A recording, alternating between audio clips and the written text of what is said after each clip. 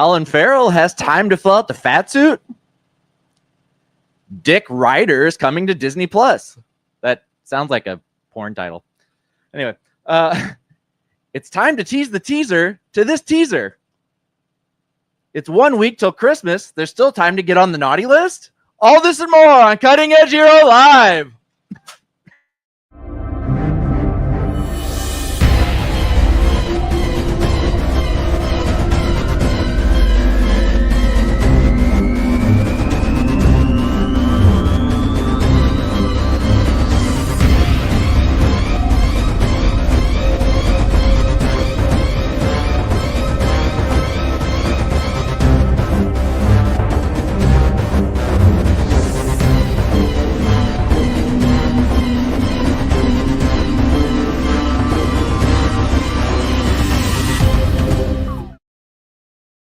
Welcome to Cutting Edge Hero! I am the Nerd King, Danny Stewart, and the host for this show and every show of Cutting Edge Hero.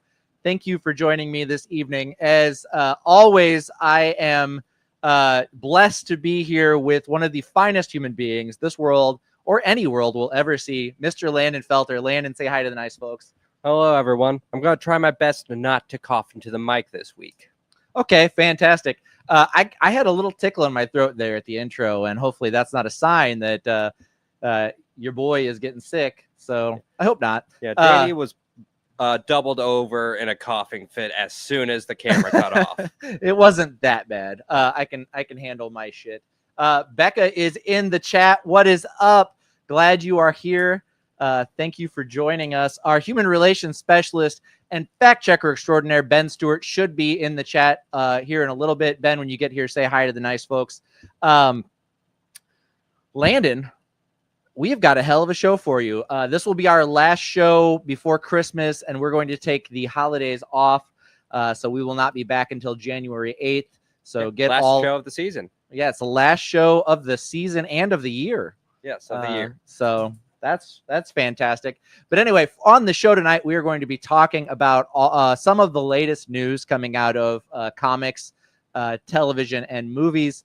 We will also be talking about Skeleton Crew episodes 3 and 4, Creature Commandos episode 3, and then we will be doing our 5 worst Christmas gifts on the hit list. All this and more. Landon, before we get into that, though, what's the nerdiest thing you've done this week? Oh, man, besides finally graduating college, yeah. Honestly, I just had free time, so I've been playing video games again. It's been so nice. I got to play a bit of Elden Ring. I got to play RimWorld again. Yeah. My partner, Joey, is also forcing me to sit down and watch Arcane, and I'm loving it so far. Yeah. What are your impressions of Arcane? I reviewed it a while ago, so it'd be nice to get your feedback on it. It's fantastic. The animation quality alone is stunning, blows a lot of stuff out of the water, but the writing is really good. The character development is incredible. I think it is worthy of all the praise it has gotten. I think the mixed media that they did for Arcane is what makes it so cool. The hybrid of like hand-drawn art plus 3D animation together. Yeah. I love how they do all the fluid animation hand-drawn and everything else be 3D. That hybrid style really does make everything pop more.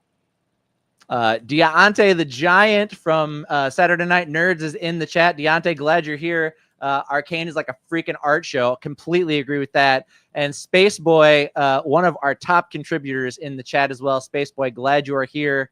The nerdiest thing I've done this week is I started playing Marvel Rivals. How is it? It's fun. I'm not terribly far into it, and I am bound and determined to only main Wolverine and never play anybody else. So we'll see. We'll see if I can get down to just being the brawler in the game that I need to be. Yeah, I know it's not your typical type of game that you play, isn't it? It is not. I've stayed away from a lot of those, like Fortnite, PUBG, Overwatch. I used to play what is the name of it? Jesus Christ, the PlayStation exclusive shooter that was made by the people that made Halo?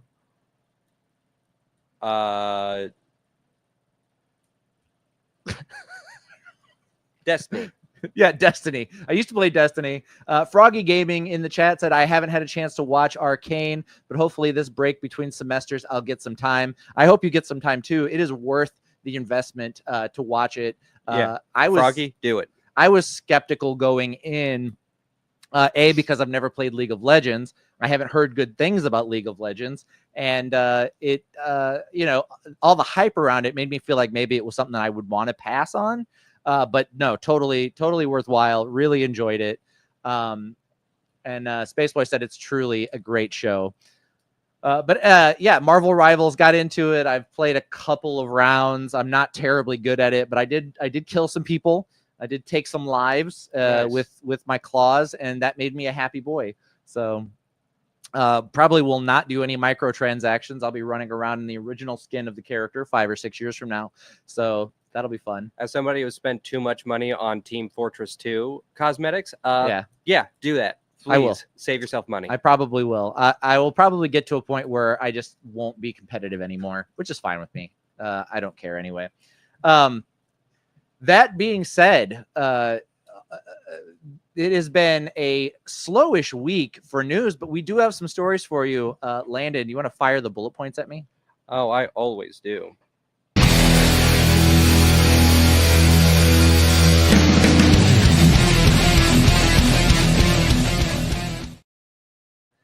First piece of news, in an interview with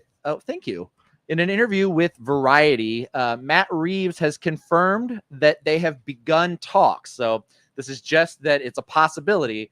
They have begun talks on Penguin season 2. So with the success of Penguin, it was a surprise hit. I don't think anybody expected it to do as well as it did, but it has been nuts. The reception for it has been incredible. The show, I would argue, is one of the greatest things to have ever been put on celluloid or digital, I guess is what they put it on now. But it is just an incredible show. If you have not seen it, check it out. Colin Farrell is incredible. The whole cast is incredible. They do a great job. Mark Strong filling the shoes for John Turturro as Carmine Falcone. Yes. Maybe. Yes, as Carmine Falcone. He does a great job there. Christine Milioti, she's awesome. Ben Stewart, our human relations specialist and fact checker extraordinaire, is now in the chat. Ben, I'm glad you're here. Dude, the show is so good. Froggy Gaming said looks so much better than Batwoman. Absolutely. Full disclosure, I never watched Batwoman. By that point, I was kind of done with the CW series, so I really never gave that one a chance. But Penguin is incredible, and they have confirmed they're in talks. And I can't imagine it's not going to get a second season. It did so well. That being said, I have no idea what a second season would be about. Yeah, because they are making another Batman film and everything, and this was designed as like an epilogue to that. Yes, the whole point of Penguin season 1 was to build up to Batman, the Batman 2, the Robert Pattinson Batman series, and for him to be the big bad along with Clayface in the next Batman movie. That being said, Matt Reeves also said that the Batman 2 script is almost finished and it will start shooting in 2025. So we should see the Batman 2 starring Robert Pattinson, or Rob Bat, or Pat Bat, as we've lovingly dubbed him around here, back in the Cape and Cowl sometime in 2026. Cool. Yeah, but I don't even know what Penguin, a season 2 of Penguin would look like, because if it's following Batman 2 and he's fully fleshed out as the tuxedo wearing, umbrella wielding Penguin, it's not going to be the down to earth series that season 1 was, you know? Yeah, but it could end up becoming more grounded, or it could be pivoting depending on what happens with the Batman 2 or the Batman sequel. I don't think we have a working title on it yet, do we? I think it's just the Batman 2. Oh, all right. But yeah, it'll be forced to pivot depending on how that movie goes. So Yeah, we'll see. If anything, I'm very confident in Matt Reeves' ability to weave a narrative within the Batman mythos that leaves room for good story. If I've learned anything from the end of the Batman to all of season 2 of the Penguin, and hopefully it's the same people who come back and work on it because they just did such an incredible job. Let's see. Deadline has reported that the original Nova, Richard Rider, or Dick Rider, if you nasty, is going to be the main character in the Nova Disney Plus series coming from Marvel Studios. So longtime fans of Nova know that there have been a handful of people that have donned the Nova helmet. Novas are space cops a la Green Lanterns in DC Universe. They are Marvel's version of that. And so they will be using the original Nova, Richard Rider, from the 80s, 90s, 80s, as the main character for the series. That is just they have just gotten a showrunner in place. No scripting has been done, but they know what direction they want to take. So I'm pretty excited about that. A lot of the best Nova stories are Richard Rider Nova stories. I'm surprised they're announcing this so early. It feels like to not even have not even be started on a script yet. It feels a little early than usual. Yeah, and that being said, they said they're changing the way that the Marvel Studios is going to make things from now on. They're going to be like a true production company in that they're not going to only work on things that they plan to put out. They're going to fire, everything at the wall and see if it sticks, and then make their shows based on that. So there will be things going into production for the MCU and for Marvel Studios that are not going to see the light of day now, as opposed to previously. If they greenlit it, it got made. So we'll see. But the showrunner and the heads over at Marvel Studios said they want to see Nova make it to the small screen. So we'll see. I hope so. He's one of the coolest powered characters in the Marvel canon, and he really has not gotten a lot of love in his history as a superhero. Yeah. Black Panther 3, despite the fact that with the release of Gladiator 2, Denzel Washington said that he is in Black Panther 3, they have officially greenlit the movie now. So we have known about it for several weeks. Marvel is officially saying Black Panther 3 is happening. There's no idea what the story is going to be, who's going to be in it, whether we're going to see the younger T'Challa grown up, whether it's going to be Shuri that stars in this one again, how it's going to impact the broader MCU. But it is definitely moving forward at Marvel Studios. All right. And then last, but certainly not least, the teaser trailer for the James Gunn Superman movie drops tomorrow. So it will be hitting the internet sometime tomorrow morning, afternoon, evening. I don't know what time they're planning on putting it out. But they dropped a teaser for the teaser today, a 30-second pre-teaser, if you will, onto YouTube and all your other media services, showing for the first time video of David Cornsweet in his Superman costume, flying. They showed the on-screen Daily Planet. Deontay the Giant says it drops at 8 a.m. Central. So first thing tomorrow morning, you should be able to watch this teaser. But this 30-second teaser is already online. It doesn't feature a lot. It's got, like I said, it shows the Daily Planet, shows some of Metropolis, it shows Superman flying, and it teases that we will get a better look tomorrow. All right. You know what else this means? It's been a slow news week. Landon, what do you got in video games? It has been a bit of a slow news week in video games as well. The Game Awards had come around, but for me, for every game award show out there, it's always a wash. Like the biggest upset was that Astrobot had come away with Game of the Year. Right. I've heard it deserves it, though. I've heard it's a good game. I have only heard good things about it, but with the rabid fan bases around like Black Myth Wukong and everything,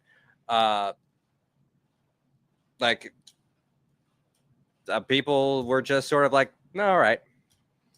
Yeah, I've played a couple of the Astrobot games. I had it for the PSVR. That one was fun, the VR Astrobot game. But this is apparently a full platformer with the character. I haven't had a chance to check it out, but I think that I probably will. Either I'll get it when it's cheap, or they'll put it on PlayStation Plus, and I'll play it that way. But yeah, game of the year. I just think that's nuts. And also, maybe indicative of what we're seeing in movies right now, we're also seeing in video games. The AAA action adventure, Soulsborne style games, just being like churned out, kind of mindlessly, are not up to an original creation that's just fun to play. Possibly. Like, we have seen a large uptick in Soulsborne type games with Black Myth Wukong and Lies of P. Yeah, if you've heard Dragon's of that. Dogma. I don't really. Was Dragon Dogma Souls-like? Oh, It's a Soulsborne. all right. Well, Dragon's Dogma 2 is a Soulsborne. I don't know about Dragon's Dogma 1. I didn't play that one. Yeah, the original one definitely wasn't a Soulsborne, Okay. but like 2 is. Oh, all right. But yeah, who knows? It could be that, or it could just be that it's a good game. It just might be a good game, and this isn't a sign of great trends. I don't know. I mean, when we lost Assassin's Creed Red earlier this year, we saw a major release from Sony that tanked before it was, or almost on release. I'm just saying, like, that formula for AAA games maybe isn't as secure as it once was. Well, you know me. I love my indie games, so here's to hoping. Yeah, I think too many people are still playing Skyrim to go out investing money in new AAA titles. Possibly. And Fallout 4 or 3 or New Vegas or all of them. Dang, I'm surprised you remember the names of so many Fallout games. Yeah, it's easy with 1, 2, 3, and 4. New Vegas and 76. That's all of them, right? Is there one I'm forgetting? There's Fallout Tactics as well. Damn it, Landon. I knew you'd know one I didn't know. We don't count Tactics, though. Oh, okay. We don't count it.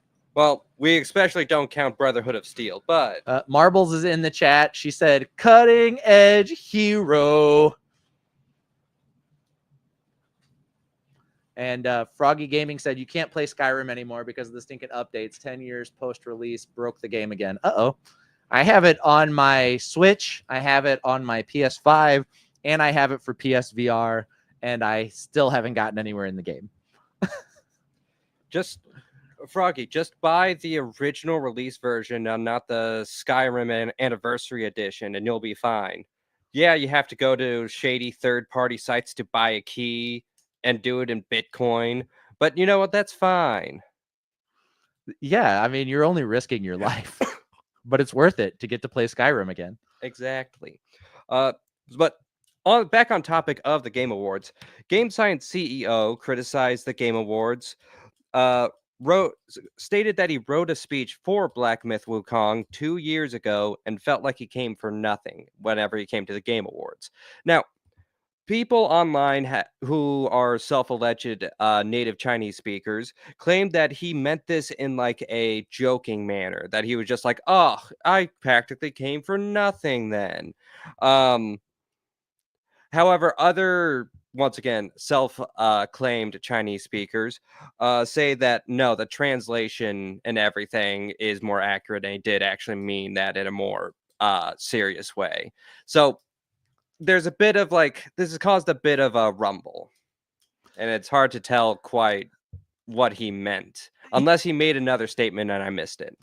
No, it's just not uncommon for people around awards ceremonies to be like, we kind of came here for nothing. It's why Eminem doesn't go to the Grammys anymore. It's a lot of pageantry, and it's a lot of patting yourself on the back for, shit that a mystery group of people have voted for, yay or nay, and pick the winners. And a lot of times it's just pay to play to get that top spot. It's very rarely like a really like pulled by the people decision for who wins what. The Oscar um I can't think of the word, but the Oscar selectors for Oscars is just a random group of people that run studios and shit, and it's not like it's pulled off of like a voting site or anything for like what the best movie of the year is. You know what I mean? Yeah. And a lot of these game awards are like that as well. It's who wants to dump the most money into advertising their game and greasing the right palms to get those awards so they can slap it on the cover of their anniversary release. I mean, the people who pick these things are in like the same circles as like games journalists, and we all have seen how they comb through their media. And as I said before, I always think award shows like these are a wash, mainly because of like that pageantry and everything, like you said. But also, I've seen they also do like fan polling, and it's never like for the official stuff, but they do show what the fans voted for. And in the fan polling, Genshin Impact beat out Elden Ring, and somehow a Halo game won 1 year when it hadn't even released yet. So like having the people vote can also kind of be a wash too. It's like Barry Manilow wins like a new album award at the Grammys, like at the Grammys, like every year. I couldn't tell you a single Barry Manilow song besides like Mandy, and I only know that from Can't Hardly Wait. Like it's a lot of these award ceremonies are just like people are so out of touch. But that being said, the guy that made Black Myth Wukong, like maybe he is a little butthurt, and it's never a good look to be an ungracious loser or winner. So maybe he should have kept that to himself. But at the same time, he's kind of right. He came all the way from China for a Game Awards here in the United States, and then he lost. And so his feeling that he came all that way for nothing, it seems kind of valid. I don't know. Like, I don't know. I feel as though if I even got acknowledged at something like these, I would be grateful. But also, I'm not in charge of a multi-million-dollar games company. So what the hell do I know? Right. I mean, that guy probably had to buy extra suicide nets for the buildings in China to make sure that his staff could finish the game. It's fine. Becca in the chat said, I went through a Barry Manilow phase when I was 7. I know all the songs. That's incredible that a 7-year-old went through a Barry Manilow phase. That's mind-boggling to me. Who in your life was giving you Barry Manilow to get into that phase? I don't think I would ever give a child access to Barry Manilow. Really? Yeah, that's what I'm saying. Like, who did that to you? Was it your grandma? Was it your grandpa? It was somebody. It was somebody older. Somebody older was like, you should listen to this. This music's good. But moving on. We have 2 records that have been broken. She said my dad had his greatest hits album. It is in the exact same vein, and no judgment whatsoever. My mom was super into Michael Bolton and Garth Brooks, and I know like all of their songs, like both of them, their whole catalog. I know almost every song they've ever done. It's okay. People do this to us when we're kids. They're like, "Hey, this is cool," and then you grow up and you're like, "You have a really eclectic taste in music." Anyway. I don't know about eclectic, but my mom definitely had a few Jimmy Buffett CDs that I got very familiar with when I was a child. I have a sacrificing the sacred cow list of music that is incredibly popular and long lasting that I think is just trash. And I'm not going to get into it now, but maybe sometime I'll get on my soapbox and we can break down all the music people think is good that is absolute shit and I don't understand it. Hey, we'll wait for the next slow news week. But yeah, maybe we'll make it a hit list. The 5 worst bands according to Danny. Elden Ring has sold 28.6 million copies. And because of that, it has surpassed the sales record of the entirety of the Dark Souls series. Damn. Yeah. So that's they're only ever competing against themselves. Apparently. But an even bigger record was broken by the Nintendo Switch. Oh boy. It has officially surpassed the PS2 as the highest selling console in North America. That's good. That's a great. They knew what they were doing when they released the Switch. That thing works for like small children. It works for teenagers. It works for adults. The Switch is just a fun console, and they have a catalog of games that speaks to everybody. And it's accessible. Like the touchscreen compatibility, along with the like plug and play of like you're walking along playing it remotely, and you just set it in the dock and it goes to your TV and you can start playing there too. It's so cool. Did you see they announced and maybe I'm breaking into your stories here. Did you see they announced the Switch 2? I didn't see that they announced the Switch 2. I saw that there was like a leak about some of the Switch 2's dimensions, but I didn't see an official announcement for the Switch 2. They got the full announcement. So yeah, they're releasing a faster, stronger, better version of the Switch called the Switch 2 that's coming out. Oh, well, we've known about next year. that for a hot minute now. They have ads out though. There's like video of the with video ads of the Switch 2. I watched some stuff on it the other day. Oh, dang. All right. Danny has the news then on that one. It's just interesting. Like the Switch seems to still have plenty of life in it, and they're introducing the next model already. But I'm not surprised. I mean, I had a standard Game Boy, then the Game Boy Color, then the Game Boy Advance, then the Game Boy Advanced Color, and I had several different renditions of that, and the Switch, and then the what was the Wii? Oh no, the Wii, and then the Wii U. So I get it. I mean, Nintendo is really great about throwing out a second peripheral that's just a little better than the first. I don't entirely agree with you on the Switch thing, because the Switch really is just like a slightly beefier tablet in my mind. And while the game design is just as good as it always has been from Nintendo and like their second party companies, I don't feel like the Switch has that much life in it beyond like what is already done. I feel as though with a new model, it can actually do a bit more. Just give it like a bit more power and can get where I believe it could actually, the heights it could reach. Maybe get it on that, get to where your Switch can play Baldur's Gate 3. Yeah. I get what you're saying. Yeah. Gosh, So something I'm really hoping for the Switch 2, and I don't know if they've talked about this or if you've heard anything about this, but there was a system for the Kinect where the original version of the Kinect, not the public release, but their original designs, where it would have its own dedicated processor built in. It would actually make it as powerful as it promised on launch, but that got nixed for cost reasons. What I'm hoping for the Switch 2 is that they add a similar system to the dock.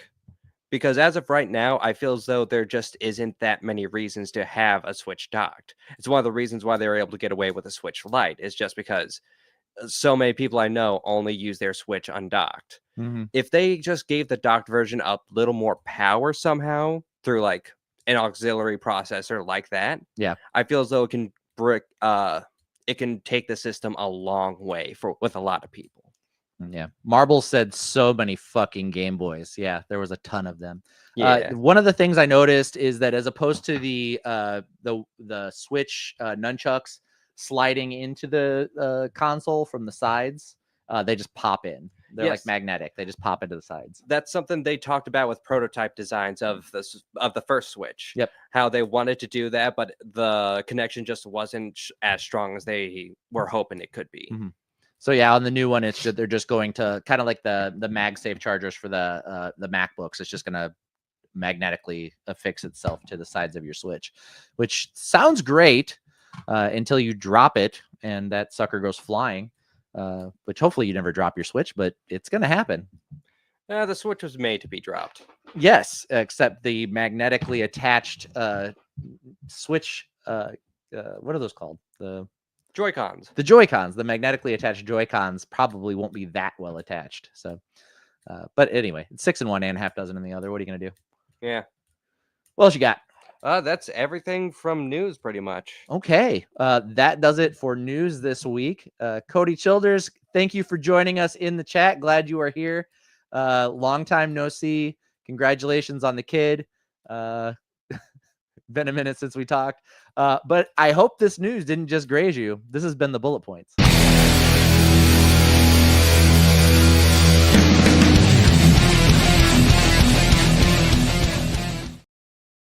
Welcome back to the show. So, Landon, have you gotten a chance to watch Skeleton Crew yet? Boy, would you believe it? No. Okay. Well, they have dropped two more. Well, they dropped an episode last week and then an episode this week. They on the initial release, it was on Wednesday. It is going to be a Tuesday series going forward. But episode 3 and 4 have come out in the last couple of weeks, and we're going to talk about them. So the kids in the Goonie space adventure set in the Star Wars universe are having a blast out there with their lives being threatened and pirates trying to kill them. They have to go untether their spaceship. They have met a person they believe to be a Jedi. It is Jod, the character played by I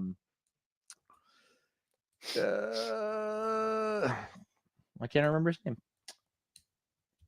That's fun. The sexy Dumbledore. What is his name?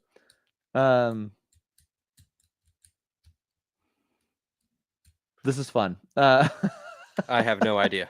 Somebody will say it in the comments. Anyway, he is. They have released him for prison. He has joined them on their mission, but they can't really trust him. So one of the Jude Law. Thank you, Marbles.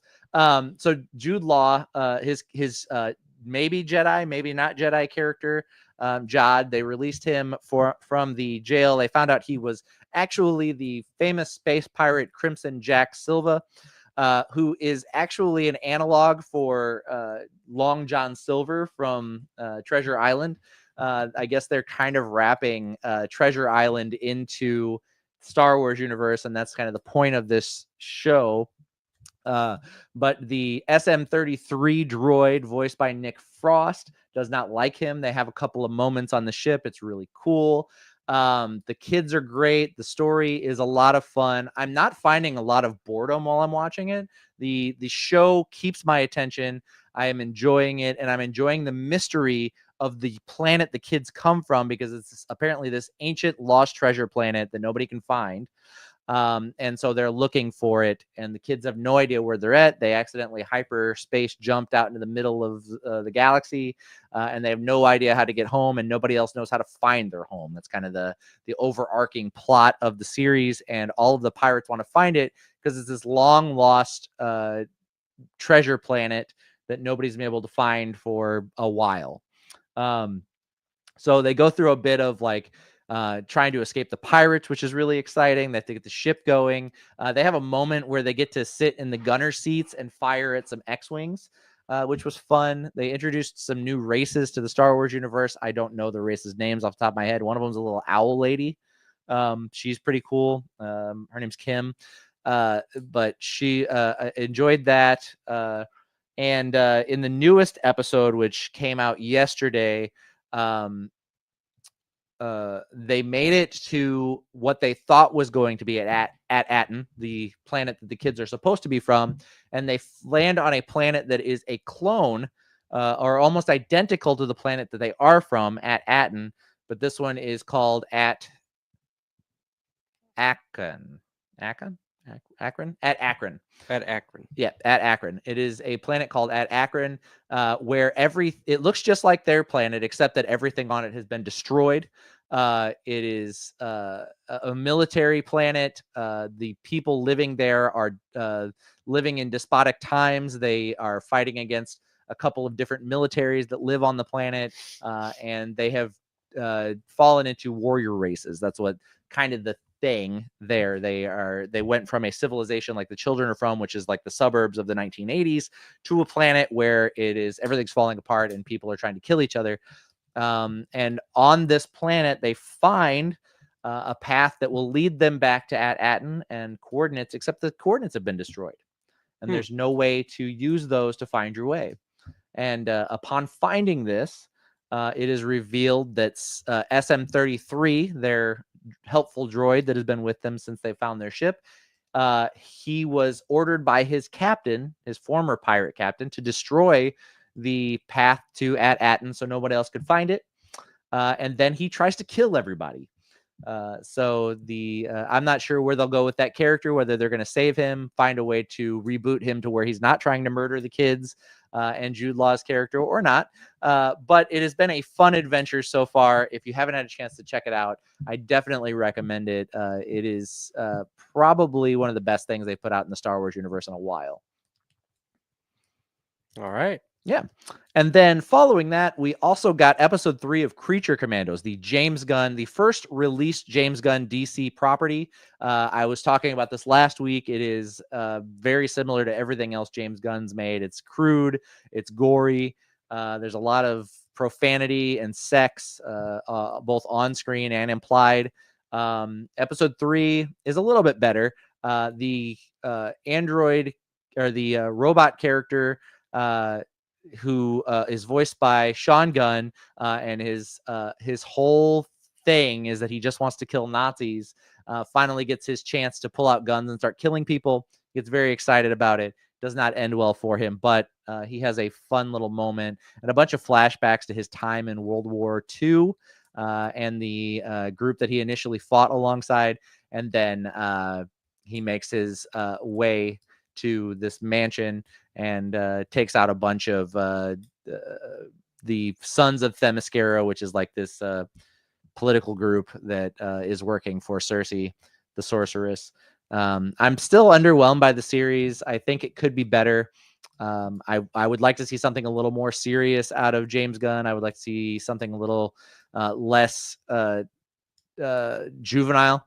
But we'll see. It's this episode at least did something that James Gunn does the best, which is to make something funny while also bringing the feels. So you kind of get the emotional moments with the robot soldier, but it has those moments, but also kind of takes away from him in the way that you get this like crude humor and violence that all kind of it works all right, but it's just we've seen it so many times from James Gunn properties that it just feels like we're rehashing shit we've already seen in other movies and series that he's done. I mean, I don't know much about the Creature Commandos. Were they that serious of a property beforehand? They've never been that serious of a property to begin with, but the fact that they are just, in this instance, they are basically just like copy and paste of the Suicide Squad from the Suicide Squad James Gunn movie. Like that's really all it is. It's all of the proper characters are there. You know, it's the crazy person. There's the like the Harley Quinn character. There's the super soldiers.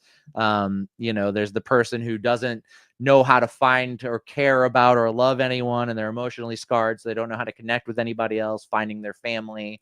Like it's all there. All of the Guardians of the Galaxy stuff is there. There's you've got your Peter Quill, you've got your Rocket Raccoon, you've got your Gamora, you've got your Drax character. Like they're all there, similar to the Suicide Squad movie where you had your Harley Quinn and your King Shark and your Bloodsport, and you know all those characters. He just did that same thing, but he made it out of old Hollywood movie monsters, which is what the Creature Commandos are, and then he dropped it in. Basically, he's telling the same story all over again.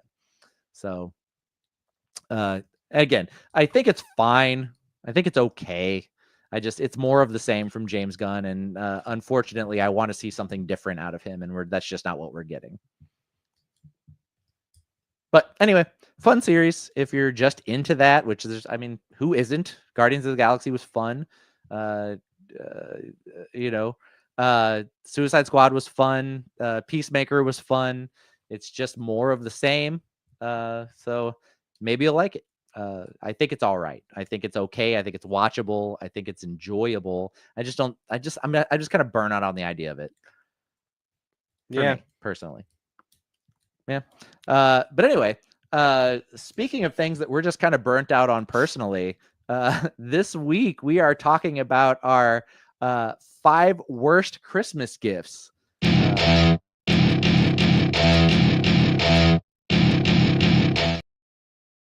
Welcome to the hit list. This week we are talking our 5 worst Christmas gifts. These are things that either you personally have received that you did not care for, or just a gifting convention you don't like, or in the case of marbles, pet peeves around Christmas, which we also said would be fine as well. Guys, go ahead and start getting your lists in the chat so Landon can be ready to read them for you.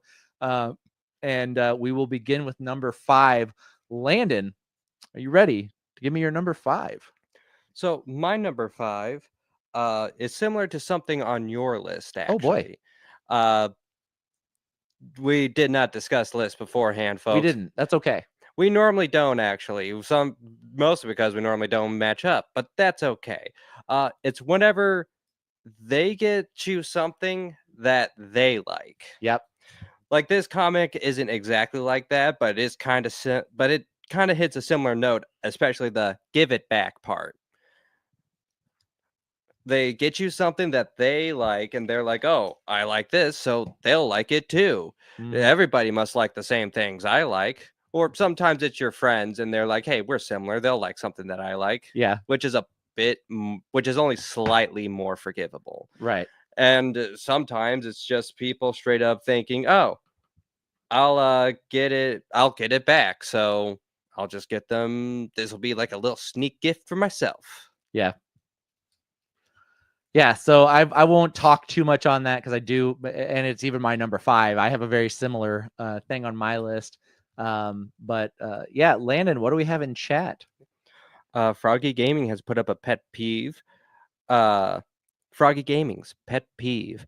My pet peeve is Christmas music. I'm so tired of it. It's everywhere, and I just don't want to hear it. I found metal covers of a lot of Christmas music, and now I play them to annoy people back. That is the perfect revenge. Have you already lost Whamageddon? I have not yet. I've survived Whamageddon thus far, but we'll see. Froggy Gaming.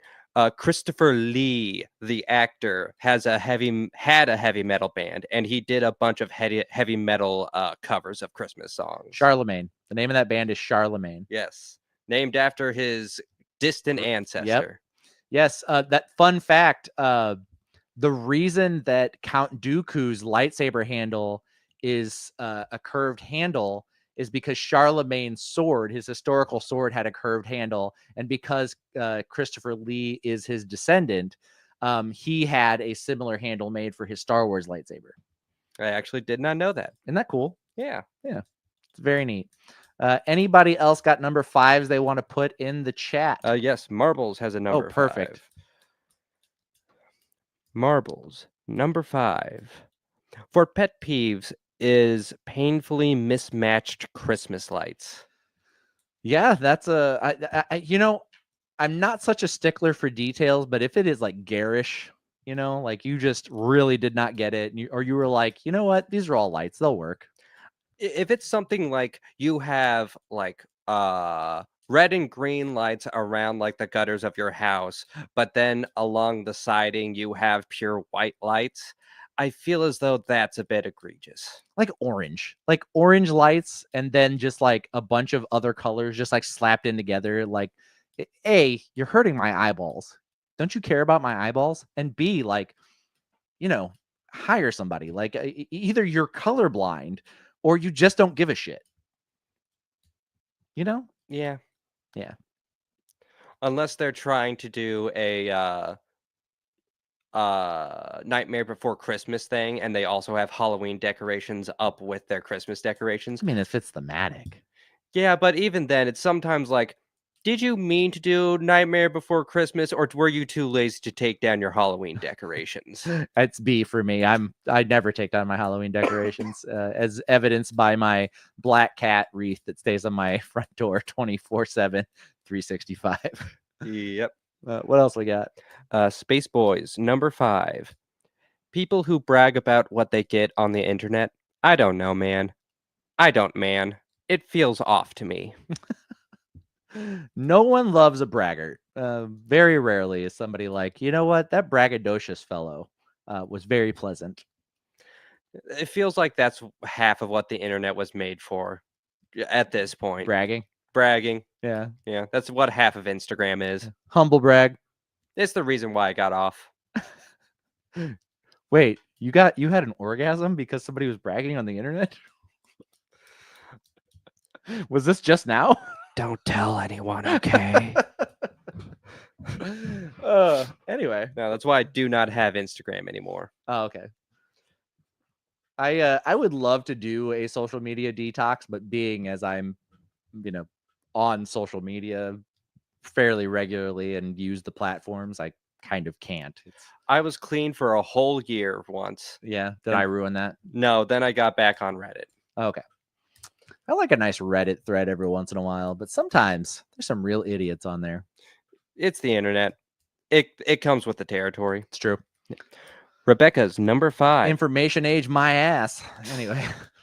Rebecca's number 5 for pet peeves is my aunt's always getting me Starbucks gift cards every year when I don't drink coffee. Becca, feel free to send those my way. I drink more coffee than a human being should. And even though I don't love Starbucks coffee, a free coffee is better than a coffee you have to pay for, regardless of where it comes from. I mean, free anything is always nice. That's true. Froggy Gaming said, I live near Salem. Everyone uses skeletons for both Halloween and Christmas. All right. Yeah. That's fair. That's valid. That's one of the few valid times. I've never been to Massachusetts, but I would love to visit. I've never been to anywhere in New England. Yeah. Deontay's number 5 is... Massachusetts isn't in New England. Those are two different states. Excuse me? Am I wrong? No, Massachusetts is in the area of New England. Okay. I'm pretty sure. Cool. Deontay's number 5 is a Dwayne Johnson poster. Also, if anybody out there knows for certain and I'm wrong, then tell me. But yeah, It's yeah, maybe. But yes, the it is New England is a set of states. Okay, cool. Maine, New Hampshire, Vermont, Massachusetts, New York, etc. Hey, look at that. Yeah, you were right. that was right. I don't know geography. I've said it once before. I am terrible at geography. I failed like a few years ago, failed an 8th grade American geography test. I put Kentucky in like 7 wrong states. I'm not good at it. I don't know where shit is. Thank you, Froggy. I also think Landon's adorable. But Jesus Christ. It is well known and documented that Deontay the Giant hates Dwayne Johnson. Hates him, like cannot stand him in anything. And so a Dwayne Johnson poster, I hope no one was dumb enough to gift that to you, Deontay. But if so, I hope you did something fun with it. I believe that they could give somebody could easily give that to you, Deontay. They just got to frame it right. For example, here's your new dartboard. Oh yeah, he'd probably appreciate it then, huh? Yeah. That is everything in chat. Landon, my number 5 is whenever someone gifts you their interests. Here is the famous scene from The Simpsons where Homer gifts Marge a new bowling ball with his name on it because Homer wanted a new bowling ball. And it's kind of that. It's A, you're hoping they don't keep it and that you can get it back from them. Or B, it is because you are not interested in something and you have made it abundantly clear you're not interested in that thing. And that other person is adamant you need to be interested in it. And so they gift it to you, hoping that it will force you to like the thing that you don't care for, that they really care for. And that's such a shitty thing to do. Trying to get you into their hobbies. Yeah, it's manipulative is what it is. Like, if you've made me aware it exists and you have tried to get my interest in it and I have resisted it, don't force it on me in a situation where it's rude for me to reject your gift. Just, go hang out with someone who does like it. Maybe ask me if I'm interested in the thing first. Yes. But certainly don't force your interests off on me in a vain attempt to get me to like a thing that I clearly do not care for. That is the worst way to get me interested in something, and I will run screaming in the opposite direction. You have now made new negative memories with this hobby. Yep. You just reinforced my hate for it. Landon, what do you have for your number 4? My number 4 is clothes that don't fit. It's not often. Not the Getty image. Yeah, I brought out the Getty image for this one. Real stock image of me, folks. This was before I grew my hair out. Your abs are way better than that. Not anymore. Not since the freshman 15, the sophomore 15, the junior 15, the senior 15, the super senior 15. Not since all that. Oh shit. But yeah, it's not rare that somebody who doesn't know me well enough to know my sizes tries to get me clothes. But it happens once in a blue moon among holidays. And what it does, it really sucks whenever they are good clothes, but they're not the right size. Like they're too big or too small. I Yeah. can handle my clothes being a little too big. Like I have a thing with my body where my arms are slightly too long. So anything that fits my arms looks huge on my torso. Mm. And anything that fits my torso comes up to like halfway up my arm to fit. Okay.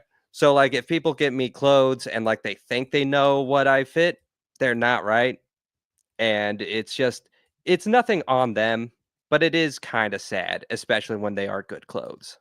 Yeah. They say it's the thought that counts, and that's not very much thought. It's really easy to text someone who knows you and say, "Hey, what size does this person wear?" And not just buy blindly, hoping that it will fit.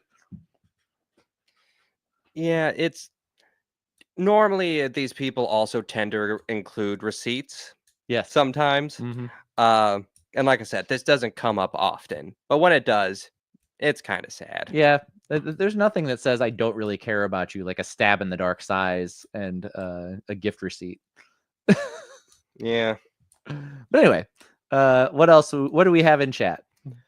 Rebecca's number 4 is for a pet peeve, horror-themed Christmas movies.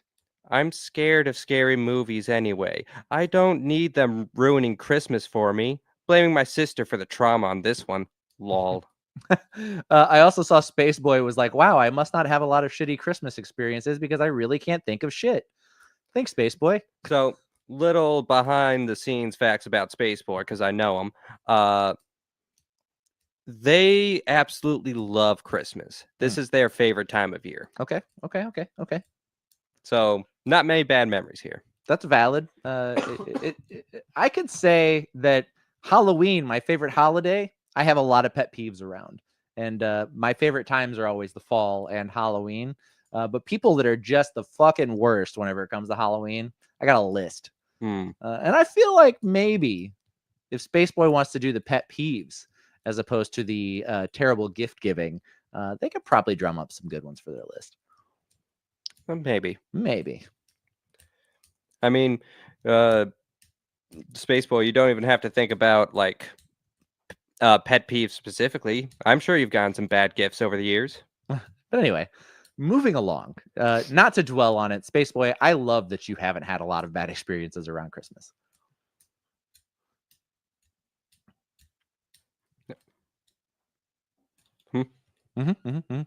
Oh, sorry, you're looking for something.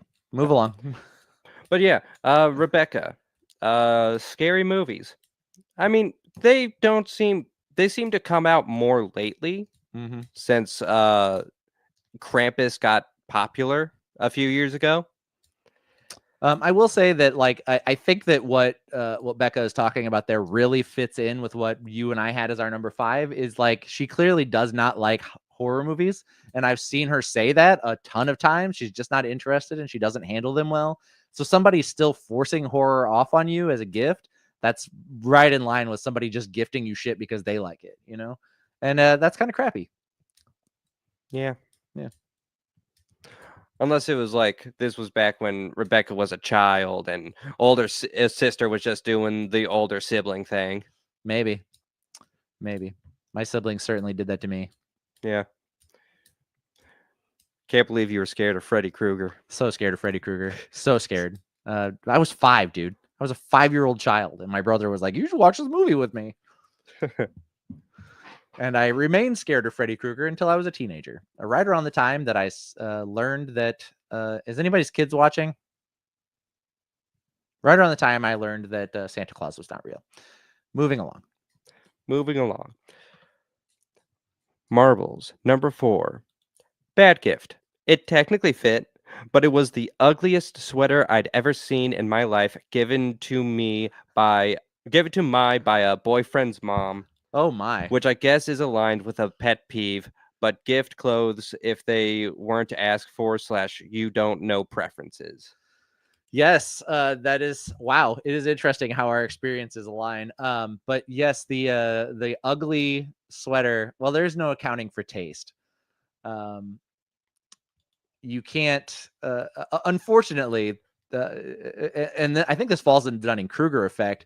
But there's people who just do not know what looks good, and they wear the weirdest shit or the gaudiest shit, and so their idea of a good-looking sweatshirt or shirt or t-shirt or clothes that match is just so far off the mark. And unfortunately, people think they're good gift givers and they're not. Yeah, I mean, I know people who do pride themselves on being good gift givers, and to those people credit, they do try to like research the people they're buying gifts for. Mm-hmm. I've been asked so many questions by these types of people, and I'm like, I feel like I'm being interviewed for a job or somehow a placement test somewhere. Yeah. Like, why do you have a list of questions? Are you writing all this down? Got them on lock. Just Yeah. ready to go. So those people got to give them credit, but to the people who think they're those people, it's annoying as hell. Yeah. Froggy Gaming's number 4 is when people are like, "Get me whatever," or "I don't know what I want." Froggy Gaming, I am asking for forgiveness right here, right now. I am this person. Okay, but that's because I don't know what I want. I very rarely think in advance what I want. And what I do want, I just get for myself. Okay, I don't know what I want other people to get me. My partner, Joey, has this problem where they want to get me stuff, and I just don't know. Landon's somewhat non-committal sometimes. That's funny. Froggy Gaming, you get a gift card, boy. That's somewhat in line with you asking somebody what kind of music they listen to, and they say everything. Cool. Let's have a conversation about that. You know what I mean? It's like, what kind of music are you into? I listen to everything. I'm going to put on the worst thing I know right now and just see your face. Do you listen to everything? So how long have you been listening to Dimmu Borgir? I didn't know you were into black metal. It's like, no. I like Garth Brooks. Oh, okay. Then you don't listen to everything. Yeah. I got how many Sex Pistols songs do you know? Okay. Oh, I listen to everything. No, you listen to fucking pop music. Shut up. I got a Dixieland jazz record somewhere around here that I haven't touched.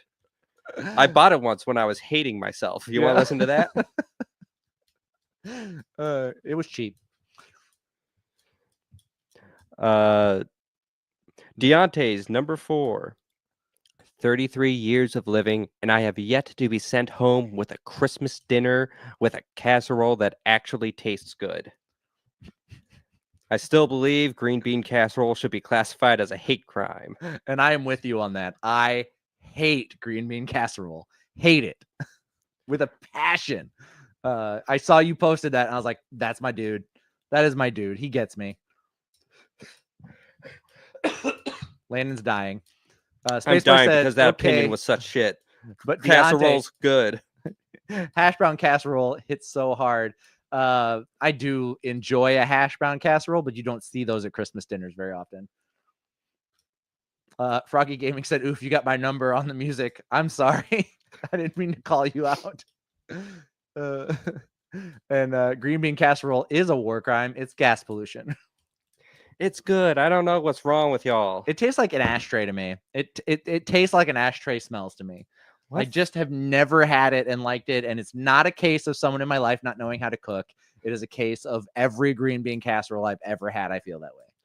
I don't know. Like, I'm not one to talk about tastes. I'm not a picky eater. Mm-hmm. I will eat anything you put on front of me as long as it's not tomatoes or mushrooms. But like, I don't know. Man, it's hard to hate. Like, I don't get the no tomato people. I don't get it. Tomatoes are awesome. I don't. Red sauce is awesome. Like that's tomato. I don't understand. Do you not like pizza? No, red sauce has other things like herbs and spices. But if you put a slice of tomato on a sandwich, nah, I'm taking that shit off. The predominant taste in red sauce is tomato. It is not just tomato, though. There is shit cutting through that.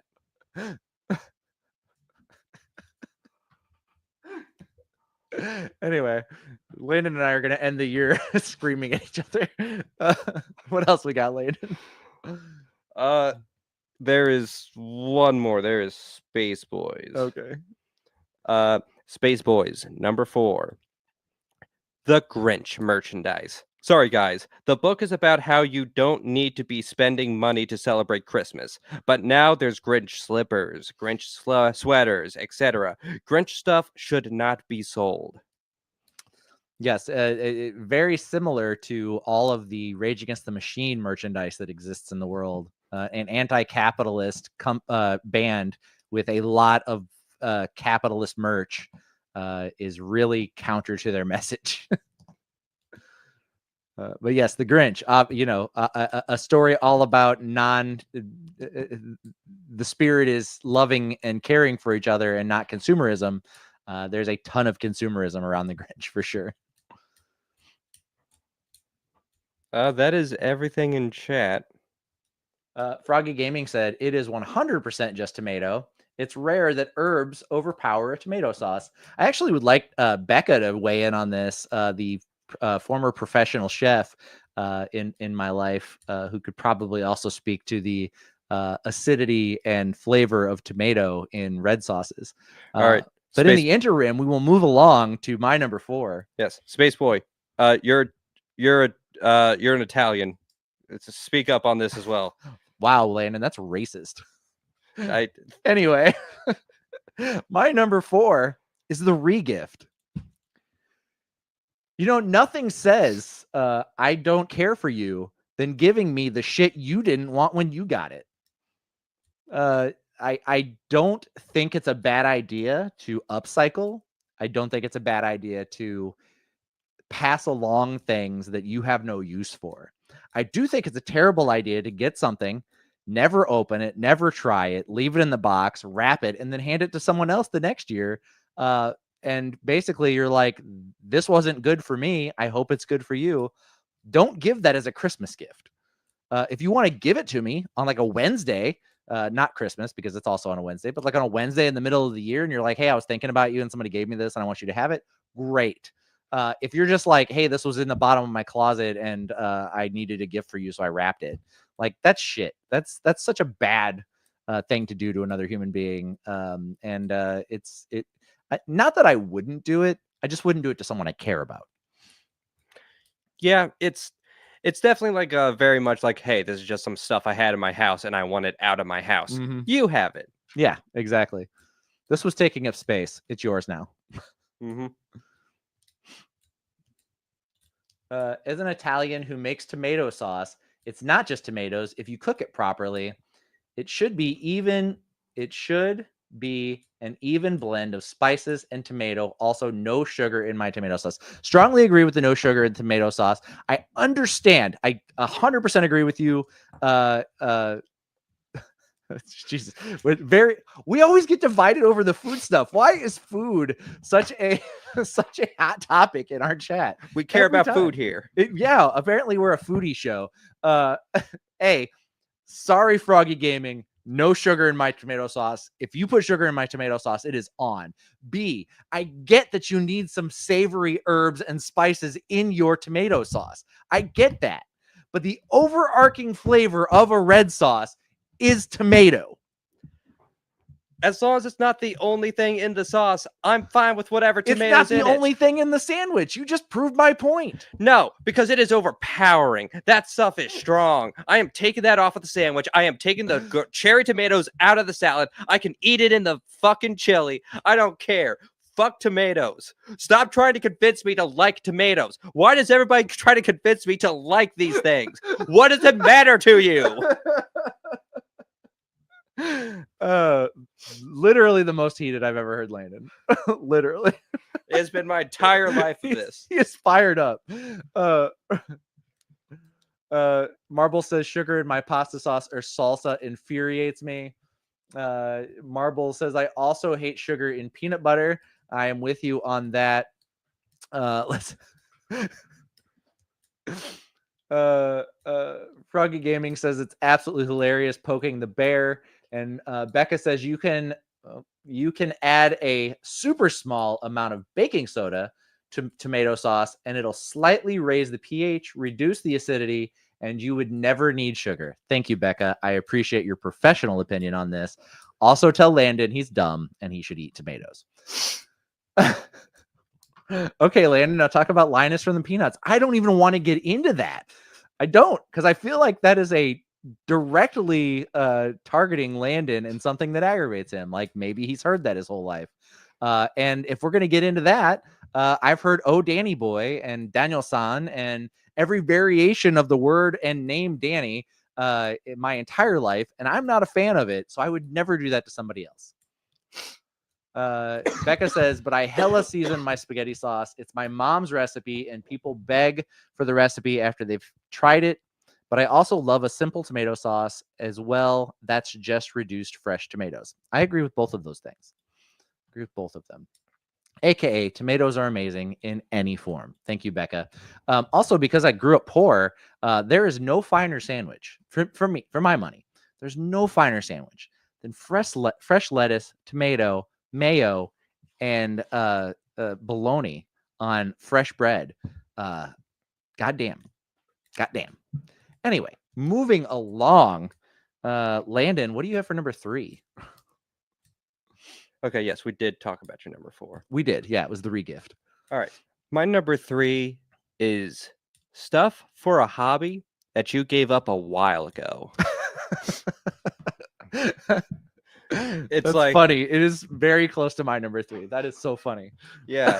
It's like, oh, you remembered that I was into like candle making like 3 years ago. It's very sweet that you remembered that I was into candle making, but I haven't touched candle making in a year. Yeah.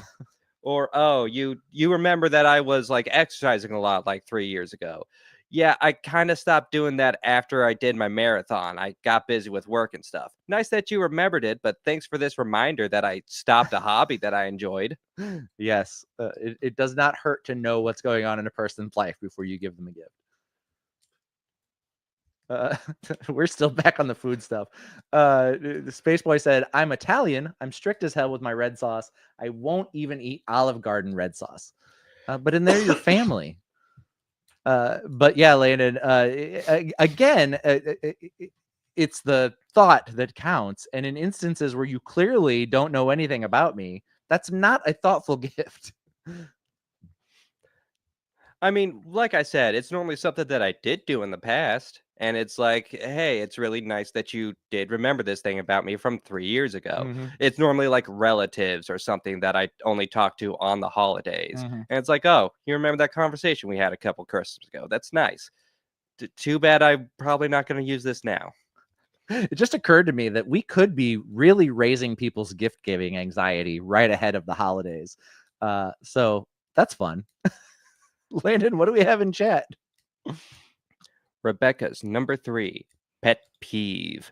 Everyone thinking their Christmas is the most important one and not coordinating times when you have a massive family with a 2-hour radius.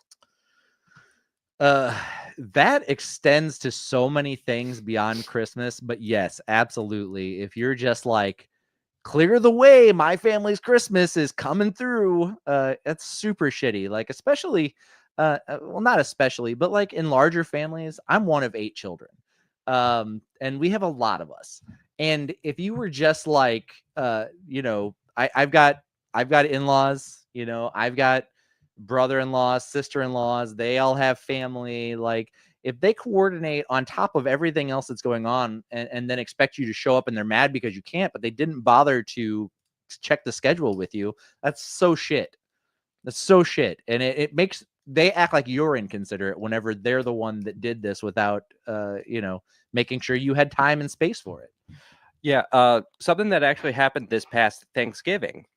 We are a very big family. My dad is the youngest of 7. Mm-hmm. And a lot of us, we would celebrate like with the other halves of our families on the morning, and then go and celebrate with my dad's side of the family in the afternoon.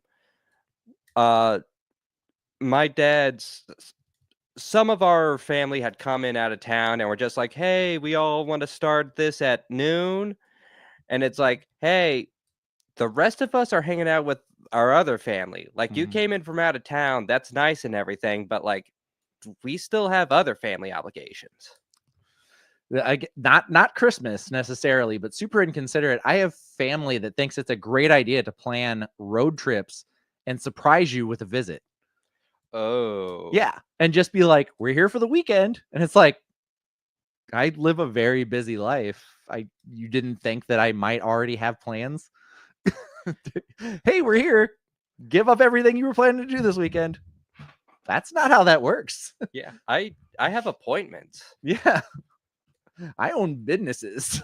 I got shit I got to do. Yeah. But anyway, moving along. Deontay's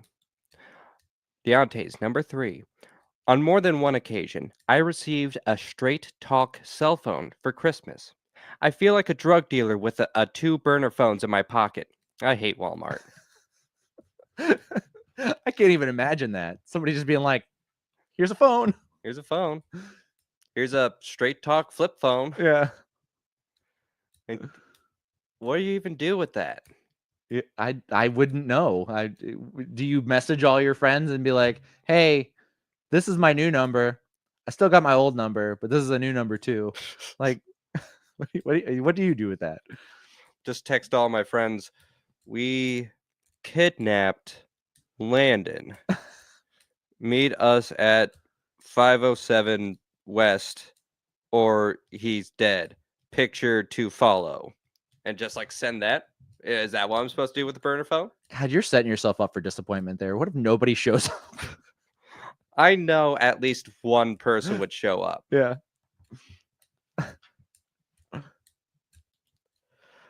I guess use those phones to cheat on your significant other. I don't know. So much hate. Or shake my head. I always read SMH, just so much hate. I don't know. I'm old.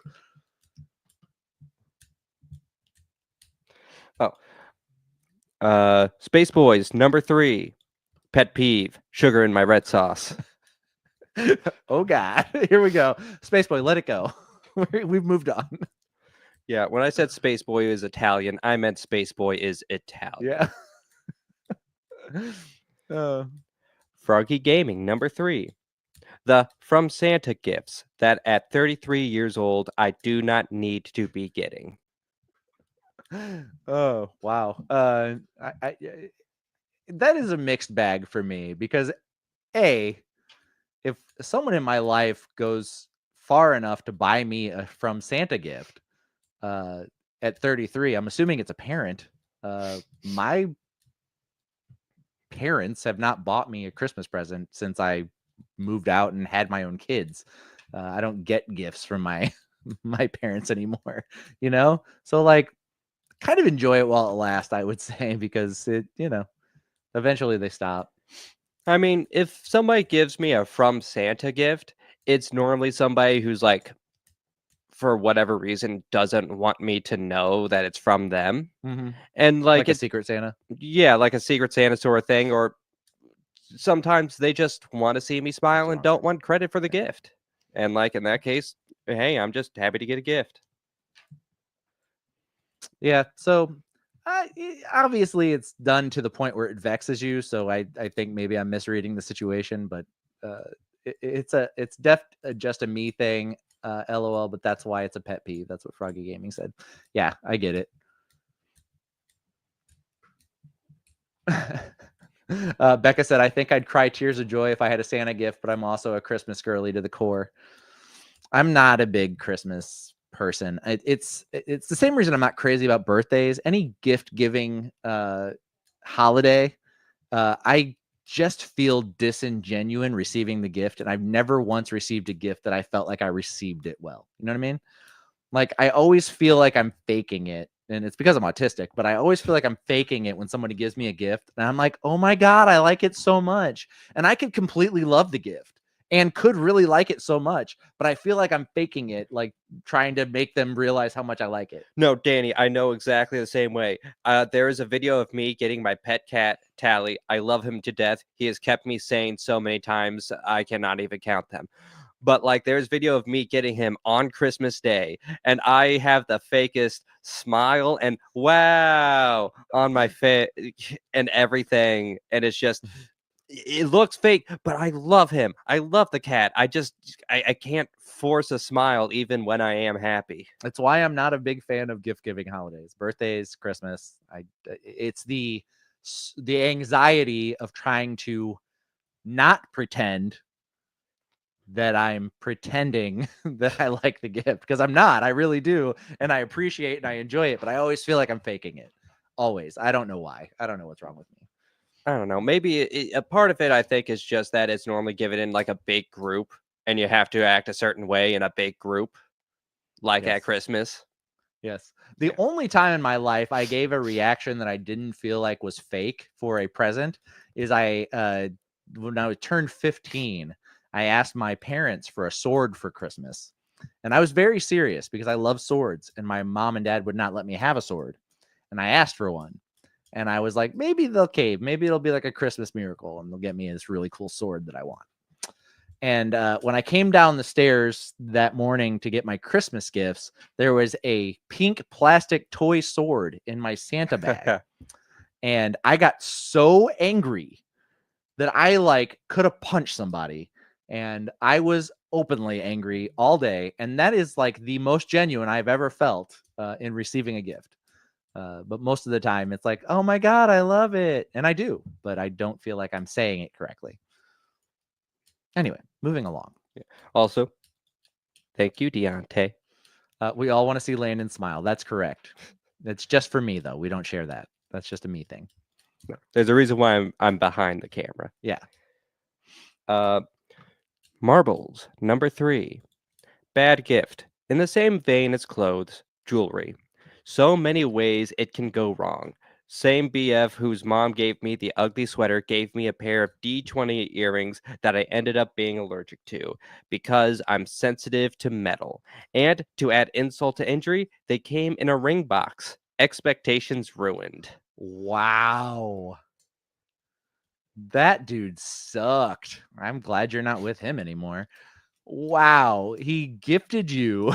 No, the mom, I think. Was it the No, it's the same boyfriend that's mom gifted the ugly sweater. I got Gifted her a set of D20 Dungeons and Dragon die earrings with cheap metal hooks, and he presented them in a ring box, leading her to believe that it was an engagement. Instead, they were cheap earrings that broke her ears out.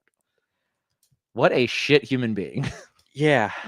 He was either incredibly dumb, like negligently dumb, or a bad person. It's one or the other. You could be both. You could be dumb and bad. It's true. I'm going to not say a political thing that popped right into my head just then. Carrying on. What else we got? I think that is everything in chat. All right. My number 3 is you're failing business. Just because you ordered 6,000 things for your super great Etsy shop that was a great idea and you were going to make a lot of money on doesn't mean that I want something from that failed business every year until you run out of them, just because you have an overabundance of them. Your mistake does not become my gift. And people that do that suck. I don't want all of your Etsy shit that you couldn't sell on the internet. And all you're saying is, here, throw this away for me. Yeah. Anyway, moving along. Landon. Yes. I was just gonna say, going back when I was making candles. Okay. whenever I would finish a batch and I had like some leftovers, even if they weren't like the best of the best, I would still just give them out to people, and I wouldn't make any like I wouldn't keep it secret that these are the ones that I'm trying to get rid of. I was being honest, like, hey, you want a free candle? Yeah. Here you go. This isn't my best work, but it's free. Landon. Hold on. Becca said, I had a cousin give everyone LuLaRoe 1 year. It was awful. I think I blocked the memory until you mentioned that. People buying their own MLM products. Yeah, exactly. My mom was bad about that. She was an interior, home interior. She was an home interior salesman for years. And basically she just used it to buy herself things to hang in our house. She had a collection of home interior shit because she never sold to anybody else. So basically it was just like her opportunity to buy, what looked like nice art or whatever, and shelves and dolls and crap, and put it in the house because I don't remember her ever being like, oh, I made so much money off home interior this month. But anyway, that's neither here nor there. Landon, what do you have as number 2? All right.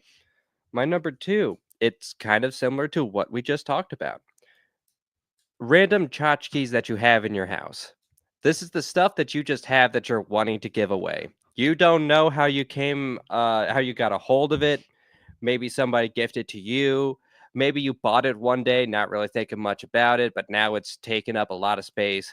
But I can clearly tell this is something that you just want to give away. Maybe I was there and I held it in my hand and I looked at it for a second and then put it back down, and you were like, that one right there. He's getting that one. Yes. But either way, you're just trying to get rid of stuff and you're using me as your trash can. It reminds me of Christmas Vacation, whenever the senile aunt wraps her cat up and brings it as a gift. I saw you liked this. No, don't do that to me. What do we have we got any number 2s in chat? Not quite yet. Oh, we got some slow-thumbed people. There we go. There we go. Froggy Gaming's number 2. Not mine, but I do know that I do this to annoy people. It's the gag gift boxes. I buy them every year, and the empty prank box tends to get returned to me. Okay. So if I'm understanding this, these are boxes that look like they're one thing, and then you put the actual gift inside of it, correct? Yes. Okay. I was not familiar that was a concept that existed or that people use them, so I learned something today. That's funny. That you gift them to people. A super normal convention in our household is that whenever anybody gifts us anything in a gift box or bag, Katrina saves it. So we have gifted people gifts in the bag they gifted to us several times because we save all of the gift bags, and Katrina will take the tissue paper out of a gift bag, fold it flat, and then save it. So we have like a drawer full of tissue paper and a drawer full of gift bags, and they just get used over and over and over again. And sometimes we give gift bags to people and then we get them back, and then we give them back to that person. Like it's just so common that the gift bags just make a rotation in our household. Not the same as a gag gift box, but it is funny that people turn them around and give them back to you. Yeah. Froggy Gaming, I was just about to ask if you could give an example. Yes. Last year, I got a fart muffler prank box last year. Oh. My dad got a hoot out of it. Yeah. A fart muffler gift box. That's hilarious.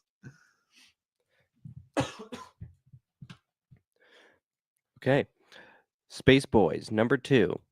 Not a pet peeve, but I was given princess coloring books until I was 15 by my aunts. And it seems to me, based on that they've misread this situation. Yes, very much so. Deontay's number 2. Oh boy. Off-brand cologne. Buying that stuff for me is like giving a pair of Shaqs to a sneakerhead. Save your damn money. Don't taint my collection with Axe or Hot Bod for men. The problem that I would have with cheap cologne is that it breaks my skin out. Oh, So that's a very unthoughtful gift. Anything scented, really, that isn't like high quality, gives me a rash, and I can't wear it. I can't use it. I can't even do like scented laundry soap because it breaks me out. oh, dang. Yeah. See, for me, it's just a matter of using it, because to me, cologne is something that you use on special occasions. You're Mhm. going out for date night, or you're going to a slightly fancier event or something like that. That's when you want to put the cologne on. I don't do that kind of stuff a lot, so I don't use cologne a lot. Like, I've had a bottle for a couple of years now that I'm still going through, which I do like. Our Ben has a question in the chat. He said, "Is this top 5 pet peeve Christmas edition?" It is 5 worst gifts or Christmas pet peeves, Ben. But yeah, I'm jealous of people who get to actually use their cologne a lot. I think that a person who has their scent game on lock is incredible. I think it takes work. And I think that a lot of people miss the mark on that. Some people overuse cologne. It doesn't take much. And a lot of people do things that are conflicting, like a body wash and a cologne that don't work together, or an aftershave that doesn't work with the cologne that you're trying to use, or, Axe body spray at all. So any of those, but yeah, it takes effort to get your scent game right, for sure. Yeah, that's why I have Joey get me my colognes. Yeah, They know what I like. Yeah, let them get something they like. Yeah, Yeah. they're the ones that are going to be smelling it the most. Exactly, 100%. Marbles, number 2. New tech for no reason / trendy gifts. I received an iPod Nano from a different bad BF one year, and I felt so unseen. I hate Apple Plus. My ADHD crippled me from ever using it. Uh, I can't speak to the hate of Apple because we run everything here on Macs and an iMac, and I use a MacBook as my personal computer, and I use an iPhone. And what is up, Rick Elizandro P? I'm glad you're here. Thanks for being here, buddy. So I'm an Apple guy. I have been for a long time.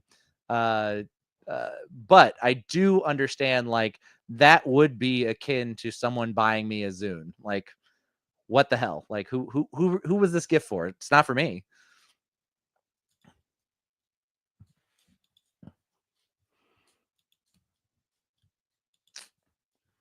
Yeah, there's a lot of love for Rick in the chat. We are all glad you're here, buddy. Thank you for joining us. We are on number 2. Yes.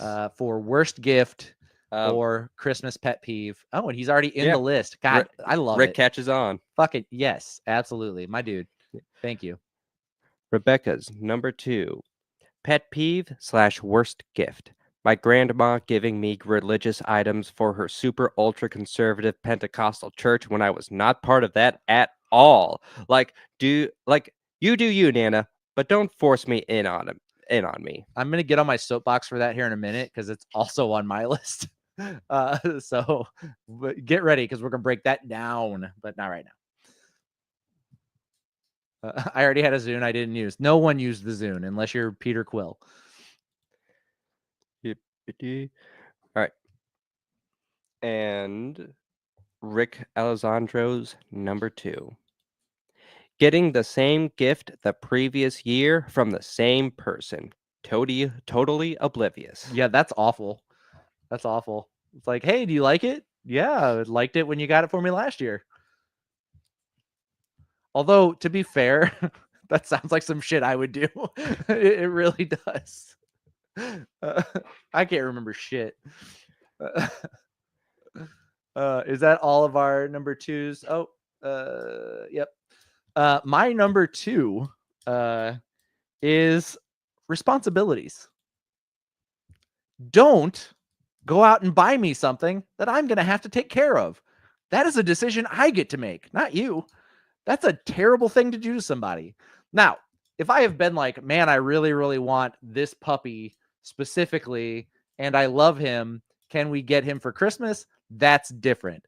But if I have never once said I need a dog or I want a dog, and you or a cat for that instance, or a hamster, or a chinchilla, whatever the terrible gift of choice that you have for me is, uh, please don't. Or at least ask me first. Don't just show up and be like, "Here, you're responsible for this now." I don't want to be. So anyway, don't do that to people. Don't surprise people with pets ever, unless you know they're in the market for it and you know it's the one they want, because that's a commitment they're stuck with, and God forbid it be something they don't like at all, and you just took a shot in the dark, which is so shitty. Ben, oh, I buy Katrina a baby 1 year. that was a great gift, Ben. That was hilarious. Like right off the bat, like first Christmas Katrina was with the family. He bought her a baby doll, so she could get used to it. And I was like, no more kids in my house. Absolutely not. I cannot. I agree with the principle of what you just said about responsibilities, but I got a cat. That is my only experience with Did that. you want a cat? Yes, I did. Okay. And he's fantastic. He's So great. like another thing that I think about is like those Christmas commercials where a person like wakes up Christmas morning and their spouse has bought them a Mercedes. Like, I made a major financial decision in our relationship and didn't consult you. Here's a new car. That's so bad. That's one of the most fucking toxic things you can do to a person. Here, you're responsible for this car payment from now on. Unless it's one of those situations where we are so well off that this responsibility is like nothing to us. It's a lease. You can take it back if you don't like it. You can get it in a different color or try a different one at the lot. Yeah, maybe. But like here, I decided we didn't need to pay our electric bill for the next 6 months. Here's a new car. Like, don't do that. Ben says you got to fully pay the car off. Yeah, if you got the money to do that, if you got the money to just buy that and it be like, here's a brand new car, it's paid off and it's yours, that's one thing. But like, I went and took a loan out. Merry Christmas. That's a terrible idea. Don't do that to people. Ben, Jesus, how much is your electric bill? It's not that high. I don't have this problem. I wouldn't do this to somebody. I can pay my electric bill. I've got solar panels. I don't. My electric's cheap. It's not a big deal. Anyway. Anyway. Seems like Ben threw in a late number 2. Yeah, Ben Stewart's number 2. Gift cards. I know people who hate getting gift cards. For me, if it's like, here's some money on a gift card, that's great. If it's a gift card to a place I don't want to spend money at, that sucks. I agree with that. I feel as though I can't say anything right now because I may or may not know that I'm getting a gift card from some people who are very sweet, and I'm thankful to them for the gift card. So I will be abstaining. If you give me a $50 Best Buy gift card and I can get everything that they have at Best Buy cheaper on Amazon, you have just shoehorned me into paying too much for something that I don't want in a store that I don't really buy things at. I don't know. What you basically just said to me is, yeah, now you could buy printer ink the next time you run out unexpectedly, because you never plan on running out of printer ink. That's valid. Anyway. Landon, are you ready to give me your number 1?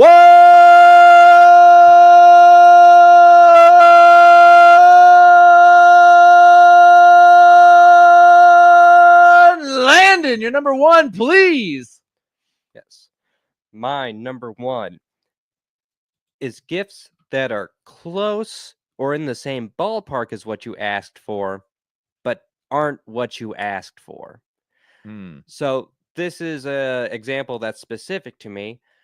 When I was younger, I had asked for a laptop for my for Christmas one year, and I specifically asked for a Windows laptop because I was wanting to play games on it and stuff like that. I had gotten like a first generation Chromebook.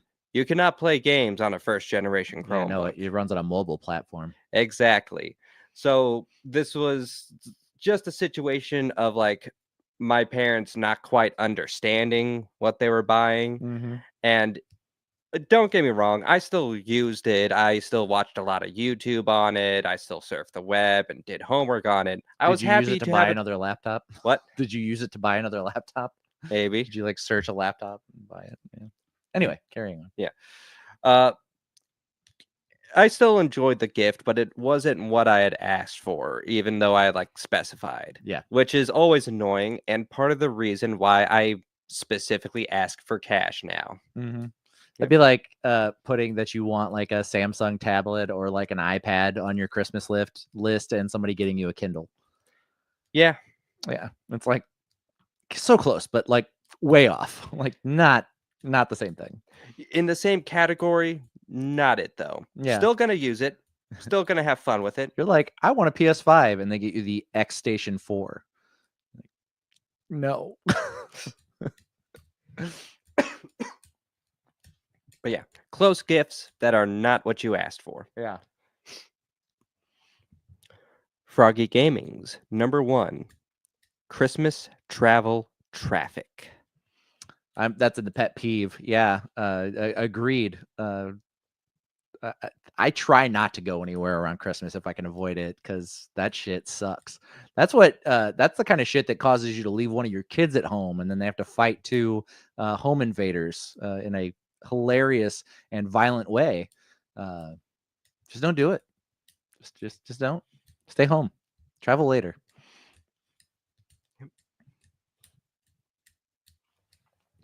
Space Boys number 1, change in plans / people being late.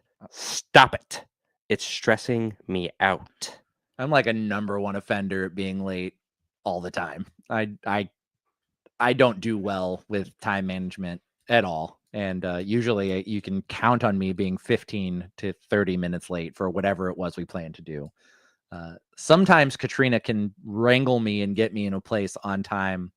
But even her incredible abilities fail against my superpower of being late sometimes. See, like I know my ADD will cause me to get distracted by stuff as I'm leaving. And because of that, I specifically plan to leave like 10, 15 minutes earlier than I think I should. I would much rather show up way earlier and look like a doofus than show up late and look like an asshole. I firmly believe that I can do 45 minutes worth of things in 15 minutes, and it bites me in the ass every time. Every time. I'm like, I got time, and I do not have time. Yeah. Yeah. Gets us all. What else we got? Deontay's number 1. Anything related to the nativity story. I repeat, Jesus was not born on Christmas. Next time I receive something like that, I'm going to give it back and tell them, "Hail Satan." That's the move right there. I like it, Deontay. I like it. This is actually heretical, what you have shown me. Jesus would have been born during the springtime, you see. Please get this heresy out of my face. Yeah. Do you even know the religion you're giving me right now? Marbles, number 1. Waiting to share unfortunate news for the family gathering. My brother and his ex-wife announced their separation at dinner one year, and I was trying not to laugh because I had bought them a baby toy as a joke, and it was wrapped and ready to go under the tree. That's so stupid. I know there's like never a good time to deliver bad news, like never, like, but don't wait. I think one of my biggest pet peeves is people who take a moment that is supposed to be about something else entirely, like people that get engaged at weddings, like people who try to steal your thunder just because they have to be the center of fucking attention. A family gathering is where you decide to announce that you're getting divorced. Like nothing says I have to be the center of attention. Like there was no better time to share this news. Like put it on Facebook like a normal human being, fall apart on a social media platform so that everybody goes like, to change your profile picture to just you instead of you and your wife, and then change your status to single like any normal, well-adjusted human being would do, and wait for everybody else to ask you about it. That's the other way to do it, but certainly not in the middle of a Christmas family gathering. That is the dumbest fucking thing I could think of to do. Stop doing that to people. Don't wait for a happy time to give bad news. Yeah, like It does not soften the blow. and then you think about like the Christmas travel thing. Like you've traveled like 6 hours or flown across the country to spend time with your family, and then you ruin the entire event for the weekend while you're trapped there with these people, and you're like, we're getting divorced, we're not staying together, and then you're still there like for the weekend. What the hell? Anyway, that ends my rant. Christmas brings it out in all of us. Yeah. No wonder so many people have heart attacks during Christmas. Yes. Ben Stewart's number 1. People getting upset when my children don't like the toy or whatever they got them. They are young. We appreciate the effort. All they understand is they wanted Optimus Prime and not his knockoff. Yeah, me too. What the hell? Don't get me knockoff Optimus Prime. Don't even get me anything if you're going to go that way. Also, anyone, and I mean this 100%, dead serious, anyone upset with my nephew and my nieces over anything can fuck right off. Those kids are perfect and can do no wrong. So you go to hell, and you don't deserve to be around them. You're welcome. So Joey had wanted to gift my little nephew something for Christmas. Okay. They wanted to be really sweet, and they got gifts for pretty much everyone. So they decided to give my nephew Robux card because the last time they saw him, it was in October, and he was playing that like a madman then. By the time of December, he had gotten over Roblox. So the card was just meant nothing to him at that point. And Joey wasn't like angry about that. They felt more so like, oh no, I gave a bad gift. Oh, Yeah. like they were upset with themselves. Interesting.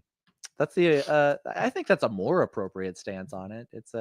I saw a thing that was like, what's the difference between like the British mentality and the American mentality? And the thing with like the British mentality was like, um,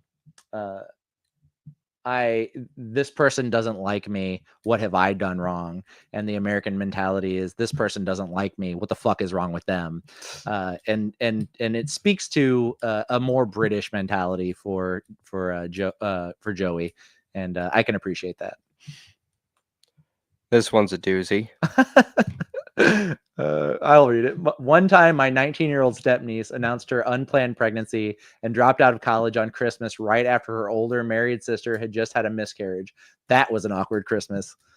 Just, God, a small amount of nuance would solve that whole situation. But some people just can't.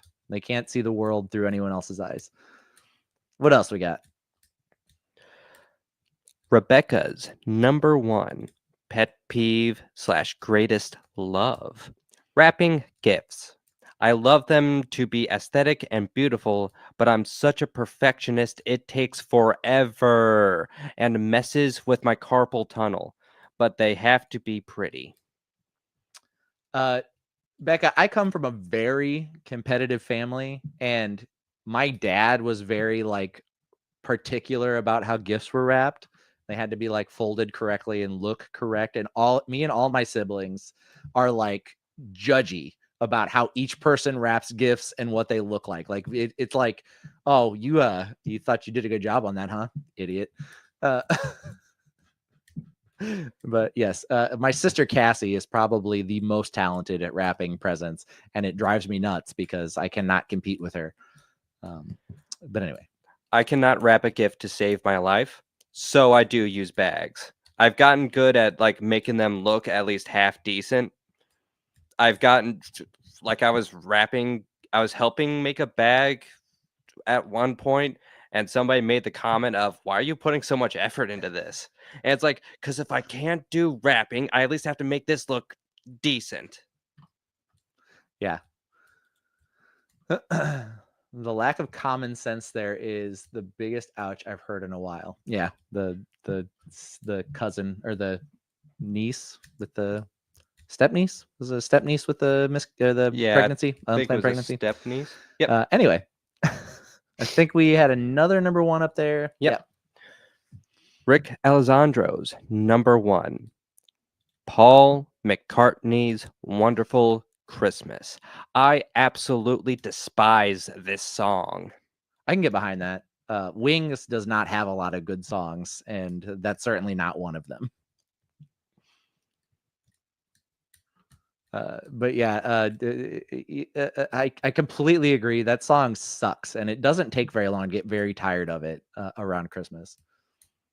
Spaceboy says I was taught how to wrap a gift at like 6. Yeah. Marble says there's a difference between not being able to and not caring when it comes to wrapping, not to give y'all anxiety. LOL. I appreciate that disclaimer. I appreciate that disclaimer, Marbles. We're not trying to prevent anxiety with this list. We're trying to increase people's anxiety with this list. That was the whole point. But anyway, is that everyone? Yes, I think that's everyone. All right. My number one worst gift at Christmas is forced religion. Speaking to what was cited previously by Becca, your decision to make a holiday, particularly a religious holiday, super, super important in your life doesn't mean that I have to.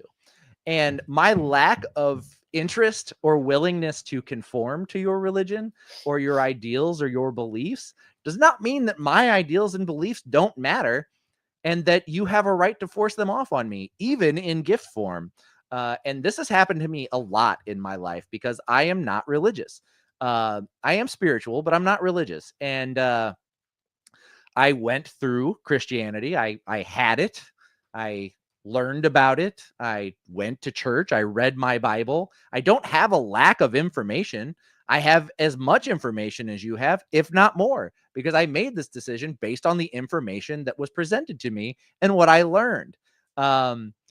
You don't need to teach me more about religion. That's not going to drive me to your religion. And that's certainly not going to help with your argument. And forcing it upon me, much like forcing your interests upon me, is not going to cause me to find some revelation where my vision becomes unclouded and I decide that you were right all along and I didn't know what the fuck I was talking about.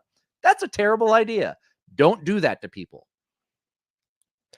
I have that uncle in my family, the stereotypical uncle, the very conservative, very religious uncle that's the only thing he ever talks about at family gatherings. And if he sees you alone, he will find you, isolate you like a goddamn predator, and try to talk to you about either that or the Republican Party culture war bullshit.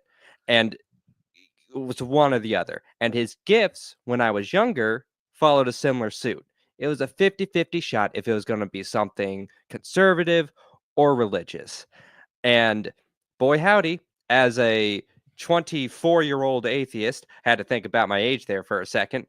As a 24-year-old atheist who has been since they were like 13, it's kind of annoying. Like, I'm not exactly going to tell my family that. They're pretty religious. My mom really got more into God after she beat breast cancer. So definitely not going to break her heart. At least not now. Might in the future. But, you just got to bite your tongue and take it. And it is really fucking awful sometimes. I treat the overly religious, I'm going to force my beliefs down your throat type of people the same way I treat grifters on the street. No, thanks, I'm good. They'll be like, have you found Jesus yet? I'm like, nah, I'm good. And they're like, well, let me talk to you. Nah, I'm good, man. Like, it's so, it's a waste of both of our time because you're not going to force me to change my viewpoint. It's like arguing with people on the internet. It's so rare that you get in an argument with anyone on the internet that they go, you know what? You're right. I was looking at that the wrong way. Thank you for sharing this information with me. It just doesn't happen. And it's certainly not going to happen in that situation when you put me on the defensive to begin with. So anyway, terrible gift idea. Don't do that to people. Yeah. Yeah. Well, thank you guys for joining us for the hit list. You guys were great. The lists were great. We will not be back for a couple of weeks. We will be back on January the 8th. We're going to take the holidays off. But when we do come back, we are going to do resolutions we don't intend to keep. So that will be the hit list for the new year. New Year's resolutions you don't intend to keep. But for this week, this has been the hit list.